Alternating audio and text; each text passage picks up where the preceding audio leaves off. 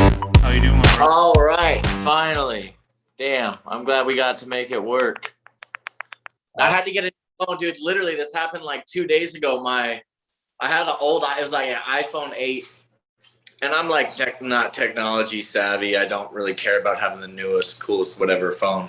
But I couldn't access my camera. I tried to take a picture the other night, and I couldn't. So as of like days, I couldn't access my camera, and I was gonna wait till after my fight to get a new phone. But then, I realized we're gonna have the Zoom call, and I was like, well, I'm not gonna be able to do a Zoom call if I don't have a camera on my goddamn phone. So we just spent the last almost 2.5 hours at the phone store getting a new phone, and it was a big pain in the ass process, but we got it to work. You gotta do what you gotta do, right? Is that right, man? Yeah, we figured it out. Awesome. Well, Kyle, how you doing, my brother? Besides getting your phone. I'm doing good, man. I went and did some training this morning, hit some pads. Got to cut about 15 pounds, so the weight is on point. And this week it's basically just shakeout training, and then I'm ready to go on Sunday. First time I ever fighting on Sunday. Yeah. So that must be kind of different for you, because I know like a lot of events will have them on like a Thursday, Friday, or Saturday. So how's the official fight week going besides the weight cut? Pretty good. Pretty good. It's a lot. I mean, I'm gonna go to the gym again later today and train again, but it's going pretty good. Weight cut, like I said, is easy.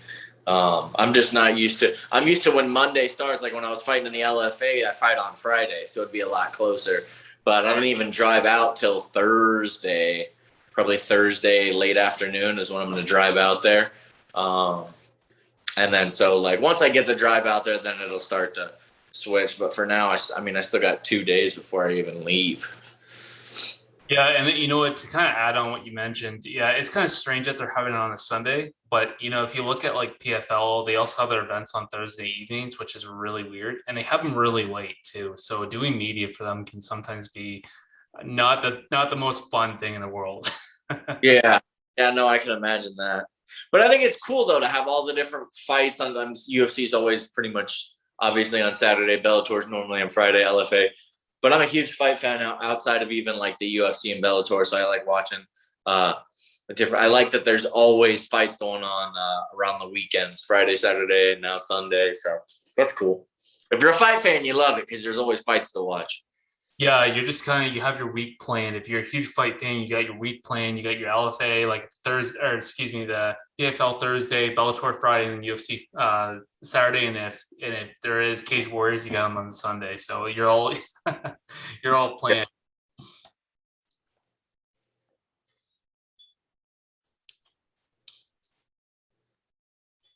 You there?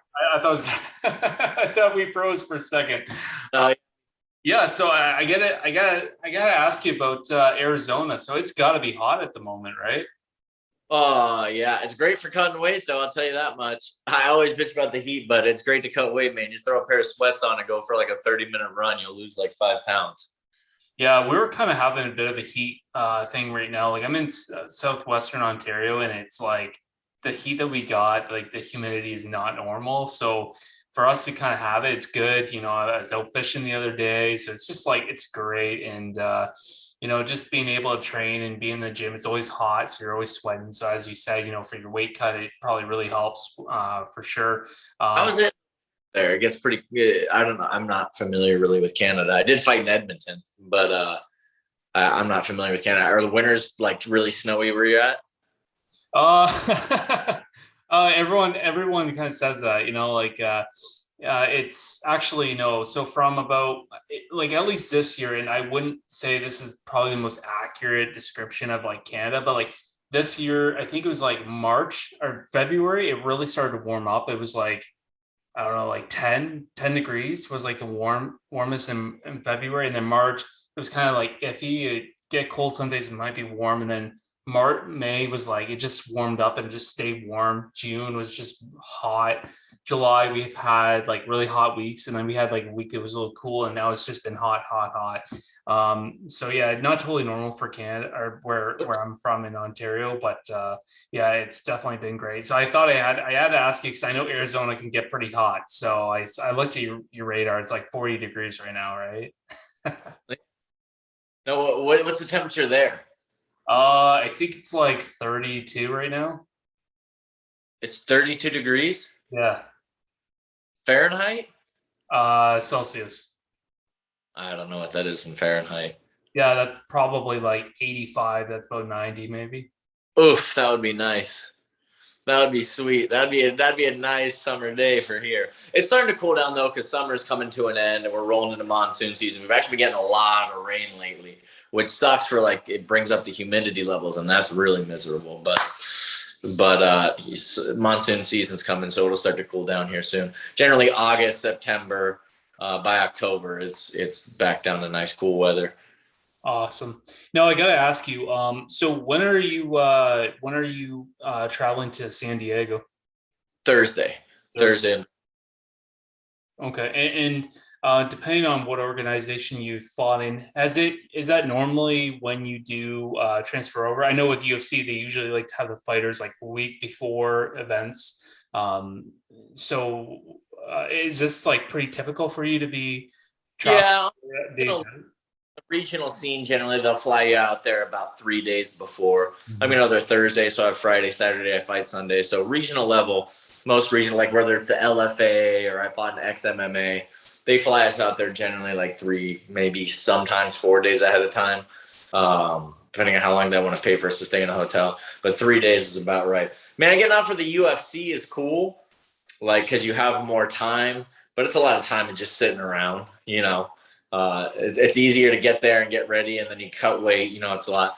But I think I like having the shorter time, getting in, have 3 days, get in. It's a business trip. Go there, beat someone up, get paid, go home. Yeah, yeah, definitely. And I know right now it's not the best, or what during COVID it wasn't the best because these fighters are just kind of staying in the rooms and they're miserable. They're cutting weight. They're bored. It just makes it even worse. You can't go anywhere. But hopefully, with COVID kind of going past this, they're not going to be going through that as much. I think it's the Black Plague, evidently. But San Diego, where we're going, they love their freedom in America. So Yeah. we're saying a lot more anti COVID, I guess. You go up near like LA, it's way more. I guess LA is still pretty much locked down. Although I guess Bellator is going to the Forum here in like a week or two or something like that. Yeah, yeah. So LA, I mean that's in LA. So LA is supposedly opening up, but I'm not a fan of California. Fair enough. Fair enough. No, I gotta ask. So I looked through some of your social media. I saw that you were doing some kind of training with the troops. Is that some of the seminars that you do with them from time to time? I know that I think you were in the military as well. Yeah, I was in the Marine Corps for 8 years. That's where the nickname Guns Up comes from, because I was a machine gunner in the Marine Corps. But yeah, they run a martial arts course. This is my boy. Hold on. Come here, Rango. Say what's up to Rango. This is my baby puppy. That's good, man. Hey, what's up, Rango? My dad's gonna kick some ass. But yeah, no, I like to go out there. I'm still in pretty good touch with the guy that runs. So my old head coach when I was in the Marine Corps for the fight team out in 29 Palms, he still teaches the martial arts instructor course and out in 29 Palms, and I just love being around Marines, man. That's like my happy place. I miss the Marine Corps a lot, so it's good to get out there and be with those guys. And since I got out of the Marine Corps, I got out to fight professionally. And so I like to be able to go back and help kind of like teach some of the martial arts courses, or not teach the courses, but like give them like workshops and seminars and stuff on like, because they get a very limited amount of martial arts training. So I throw in a lot of mixed martial arts, like basically wrestling, takedown, securing position. There's a little bit of striking in here and there. But I like being able to go out there and see those guys. It's good for me. It motivates the hell out of me because I really miss the Marine Corps. I miss being around, like, especially like I was an infantry guy, so being around grunts and stuff like that, it's good for me to be able to do that. Well, I always hear there's always that thing like, once you're a Marine Corps, you never leave in a sense. Like you've always like kind of stay in touch with the guys, and Yeah. and on top of that, I think it's really good that MMA fighters do kind of put on seminars and really give a bit of that training to the troops. I know, some of the other fighters, like I know Kat Zingano went to one of the. I'm not sure if it was the Marines, but she went out to one of the camps, I think out in the Middle East, and put on some of the things where she went with some of the troops. I mean, some of the guys asked her to kick them in the leg, doing crazy stuff, doing crazy stuff like that. But it's really good. I think it's good to have the MMA fighters kind of give just a little bit of that, and I think it would be really good for a lot of guys to be learning some of that BJJ. I mean, because when you're in that close combat, it really makes a difference to know what you're gonna do when you're on the ground. If someone's got you on your back, you know kind of what to do to, you know, put them in a bad situation versus yourself. Yeah, yeah, that's basically what I do. I mean, they teach very specific techniques. It's more traditional martial artsy. Like, I don't really. This is my other buddy. This is Patch. My dogs are joining the Zoom meeting here. How many Um, dogs do you have? what's up, Patch? Um, but yeah, a lot of their stuff is more traditional. I mean, I like to. I'll be like, okay, this is how you do the technique. This is what I would do here, and I've got a significant amount of experience fighting human beings. There, it's a little different. There's obviously a lot of times there's weapons and other things integrated into their training system, so I keep that in mind. But I was a martial arts instructor when I was in the Marine Corps as well, so I kind of understand where they're coming from, and I'm like, I add basically my angle of mixed martial arts and fighting experience, and be like, hey, this is how they teach it to you. This is what I would do, kind of stuff. Fair enough. Fair enough. Now, I do want to kind of move on towards your upcoming fight here. So, obviously, you had a certain situation where you couldn't get into that Ultimate Fighter, which is a little unfortunate. However, you get this opportunity with Cage Warriors. So, how thrilled were when you got the call to have a fight inside Cage Warriors? Oh, I was super excited, man. Cage Warriors is a huge promotion. Hopefully, when I'm done winning this fight, I don't know what their champion guy is doing, but that'd be sweet to get the Cage Warriors middleweight title. I mean, I'll fly over there to Europe to fight the guy or have him come back to San Diego. I mean, that would be sweet. I've always wanted to have a regional level title, so it was like the LFA. I fought for the LFA welterweight title back in 2018. And I've always wanted to be able to add like a regional level world title to my resume. I fought in the UFC. I didn't get the win. But I think a Cage Warriors title would be sweet. I'm stoked to fight for Cage Warriors. It's pretty cool. I talked to my manager and I was like, wait, like the Cage Warriors is coming here to San Diego to throw a fight? And he's like, yeah. I was like, yeah, let's do it. I was actually supposed to fight this kid, Nick Maximov, but he turned down the fight. He's out of the Diaz camp. I would have smashed that. But he turned down the fight, and which I understand. Most of these regional level guys, the up and coming prospects, I understand why they wouldn't want to fight a guy like me, being that I have almost 3 times the fight experience that they have, and I fought in the UFC. But that kid said no to the fight, and then got picked up by the UFC. So that kind of irritates me. But I said yes to fighting him. He said no, and then I just kept training, and then my manager hit me up, and he said, hey, we got a guy that's willing to fight you, and it's John Poppie. And I was like, all right, let's do it. I just keep saying yes, man. Yes, yes, yes to all these guys, but most of them keep saying no. It's frustrating to me coming off of the Ultimate Fighter. I was going to do the Ultimate Fighter, and to me, in my mind, I was like, dude, that's for sure my ticket back to the UFC. Not just my ticket back to the UFC, but I'm going to make a fat stack of cash on the way. Because the guys on the Ultimate Fighter, look at their records. Look at who they fought. And I'm not trying to shit on them, but none of those dudes are on my level. I was surprised I was shocked when they were going to let me do the Ultimate Fighter. Most of those guys are 5-1. I was 5-1. I was beating up 5-1 guys freaking 3 years ago, 4 years ago. So I was upset when I didn't get to do the Ultimate Fighter. And then since then, I had 6 different opponents that I said yes to. But the opponents all came back and said no, that they wouldn't fight me. 2 of which were coming off a Contender Series win, wins. That Nick Maximov kid was one of them. There's other kid, I forget his name. I can't pronounce it. Some African kid, but he fought in the LFA.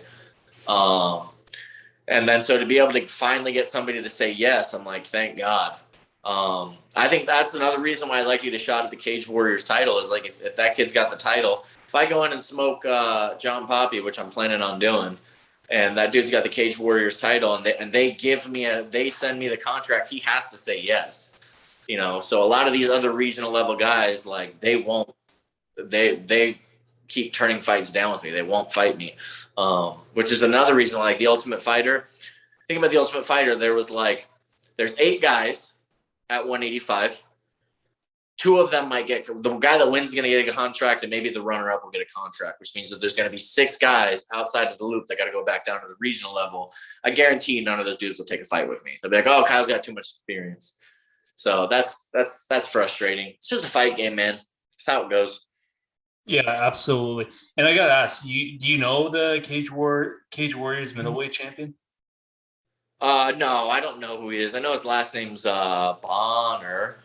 I think it's Matt Bonner. I actually had him on last week, and he's actually trying to get that title at welterweight. So he's actually trying to he's having a bit of a difficult time right now. Like there's a lot of guys are kind of coming off just one win, or there's guys that are coming on losses, and they're really trying to figure out who they're going to throw back at him. So I don't know. I mean, you smoke Poppy, you might be that guy to come in and be like, "Hey, what's up?"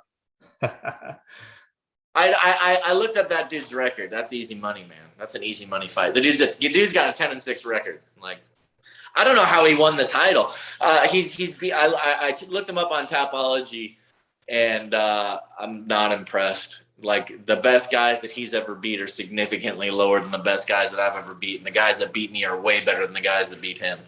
You know what I'm saying? So, like, just competition skill level, he's 10-6. Like I said, I was fighting 10-6 guys. I think I fought a 10-6 guy in my first fight in the LFA 3-4 years ago.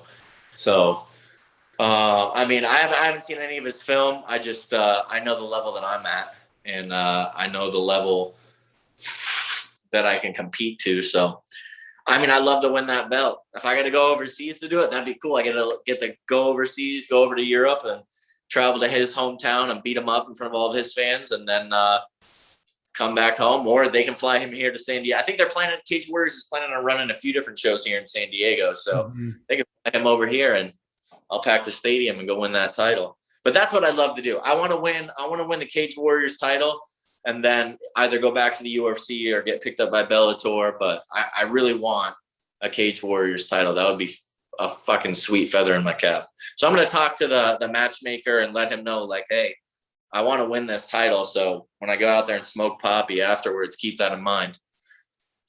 Fair enough. Now, I do want to talk about your fight with Poppy. So, you guys have both had experience. You both have been previous challengers. You guys are both have about the same experience. So, looking at this fight, break this fight down for me.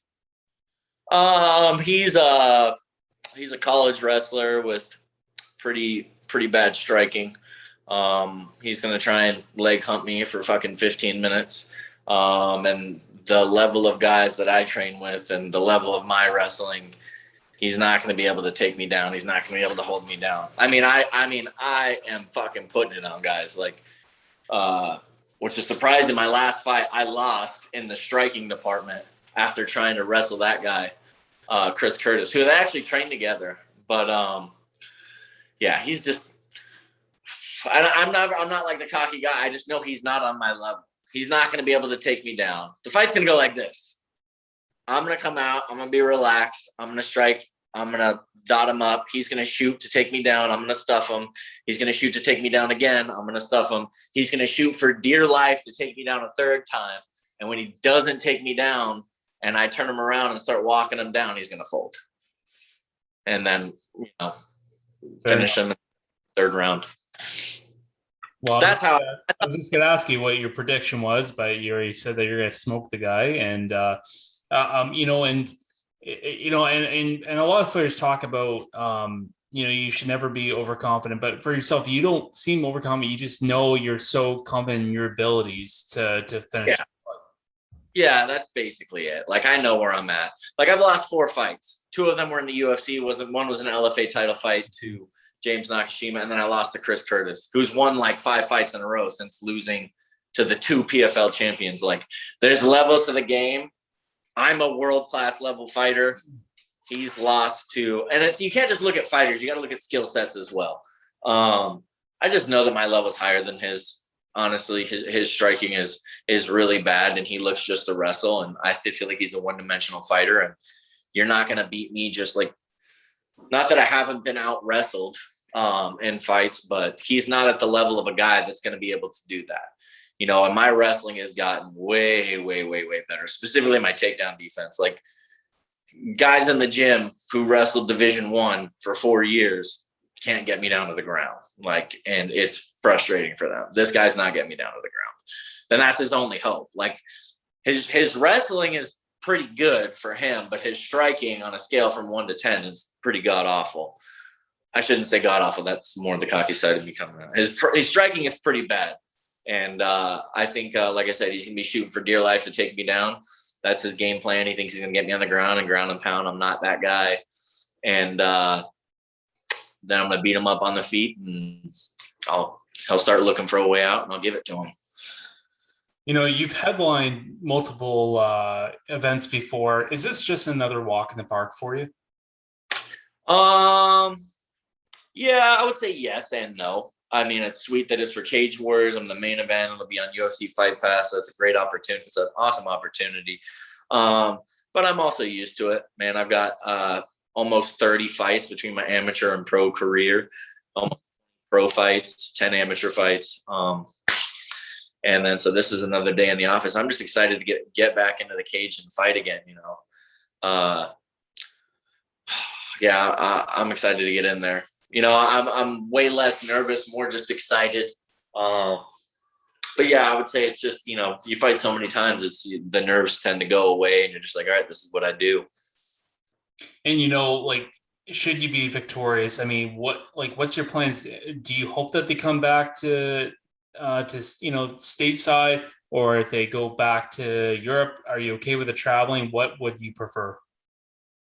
I'd love to go to Europe and fight. That'd be sweet. Not getting the COVID shot though, so I don't know if that's gonna. You know, I think you got to be vaccinated to travel, so that might put a damper on that. But that would suck. But I'd love to travel. Just depends on if they make me get that the Fauci ouchie or not. If he wants to come here and fight in San Diego, the Bonner champion, that'd be sweet.